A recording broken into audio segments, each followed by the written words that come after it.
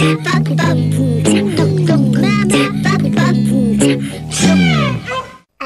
allez, une histoire. Il était une fois. Bonjour à tous et bonjour chers petits amis. Aujourd'hui, le plus beau jour de ma vie. Papa, c'est quand le plus beau jour de toute ta vie ? Le père de David répond sans même détourner le regard de son livre et surtout sans hésiter. Le plus beau jour, c'est quand j'ai épousé ta mère, mon chéri. Puis il se replonge dans son ouvrage. David alors se dirige vers le bureau de sa mère. Il passe la tête. « Maman ? Oh, pas maintenant, David, je suis occupée.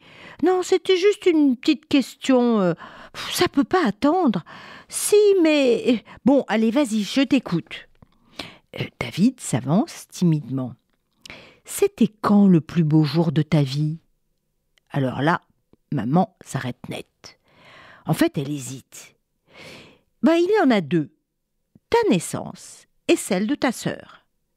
Elle sourit un moment, pensive, en se remémorant ces moments magiques de la naissance de ses deux enfants.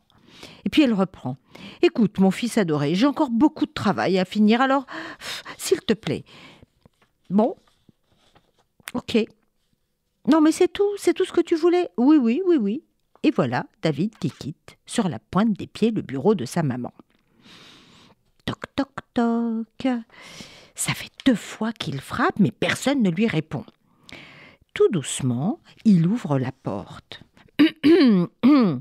Il se racle la gorge parce que sa grande sœur ne le remarque même pas. Alors, il s'approche et souffle tout près de son oreille. « Yona ?» Alors, l'adolescente sursaute puis se redresse furieuse. « Mais qu'est-ce que tu fais là, espèce de moucheron ? On t'a jamais dit de frapper avant d'entrer, mais j'ai frappé, je t'assure. » Yona retire un de ses écouteurs et, sans attendre que David finisse sa phrase, « Bon, tu veux quoi ? Je veux te poser une question. » Bon, c'est déjà fait. Oh, zut, pensa David en se mordant les lèvres. Bon, alors vas-y. C'est lequel le plus beau jour de ta vie tout entière ? Oh, ça te regarde pas. Allez, s'il te plaît. La voilà en train de réfléchir, les yeux dans le vague. Écoute, le jour de ma bat mitzvah. Surtout quand papa et maman m'ont prise dans leurs bras. J'avais l'impression d'avoir 2 ans. Et puis, 5 minutes après, j'ai eu le sentiment d'être vraiment passée du côté des adultes. Et là, quand j'ai dit mon discours, que je sentais les yeux de tous me fixer, j'ai vraiment ressenti la profondeur de mon discours sur la sortie d'Égypte, et puis l'importance des femmes dans cette longue traversée du désert. David se taisait, tellement heureux que sa grande sœur lui livre ses sentiments. « Oh, merci, ma grande sœur. » « Merci, pourquoi ? Parce que tu ne m'as jamais parlé comme ça. Je veux dire comme un grand, comme un ami. » Il avait l'impression d'être vraiment le moucheron qui tournoyait autour de la longue chevelure rose de sa jolie sœur. « Elle est vraiment de plus en plus belle, pensa-t-il. Et là, elle s'arrêta net. Yona le pousse sans ménagement hors de la chambre. « Allez, moucheron, t'en as, c'est fait là, allez !» Et elle lui claqua la porte au nez. Ce soir-là, au repas, chacun mangeait en silence. Étonnant.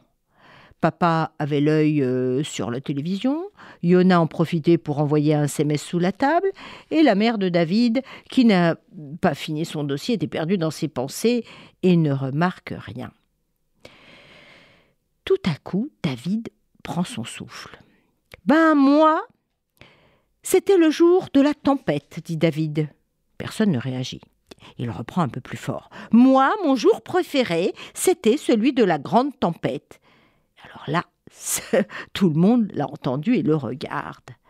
Il se sentit rougir comme une tomate. Mais oui, la grande tempête a eu lieu 1 an plus tôt et a emporté plusieurs maisons sur son passage, faisant même des blessés. Et même chez lui, le voisin, la toiture a été endommagée. Ils ont mis presque 8 mois à tout reconstruire. « Mais qu'est-ce que tu racontes ?» dit papa. « Oh, n'importe quoi, » répète maman. « Yona, mais où tu veux en venir, petit frère ? » Je vais vous confier quelque chose. Ce soir-là, c'était Shabbat. Le vent avait tellement soufflé que nous n'avions plus de lumière nulle part. Papa était venu nous chercher dans nos chambres et puis on est restés tous ensemble dans le salon à se raconter des histoires dans le noir. Il n'y avait pas de télé, Yona ne pouvait pas écouter sa musique et maman ne pouvait pas se plonger dans ses dossiers. On était ensemble et en fait, on a passé un vrai Shabbat. C'était le plus beau jour de ma vie. Le petit garçon finit sa phrase dans un souffle, comme s'il était sur le point de pleurer. Les parents de David se regardaient muets et complètement bouleversés. Alors, papa se leva éteindre la télévision, Yona coupa son téléphone et maman se dit que pour une fois, son dossier pouvait bien attendre. Elle propose à David: « Et dis-moi, ce nouveau jeu de société que tu as eu pour Hanouka, si on les traînait ?» Le visage du petit garçon s'illumina. Pendant que sa sœur débarrasse, il prépare les pions, les cartes, les dés. Ce soir-là, ils ont joué en famille pendant de longues heures. David n'a pas toujours gagné, mais il s'est bien amusé. Et sa sœur et ses parents aussi. D'ailleurs, le plus beau jour de leur vie maintenant, c'est le vendredi. Celui-ci et tous les autres à venir, puisque dorénavant, c'est chaque semaine que la famille a décidé de se retrouver pour des tempêtes de rire à partager. Depuis, sa maman veille à allumer les bougies avec Yona. Il suffit parfois de pas grand-chose. Il suffit d'écouter les enfants. Et vous, c'était quand le plus beau jour de votre vie? Au revoir les enfants!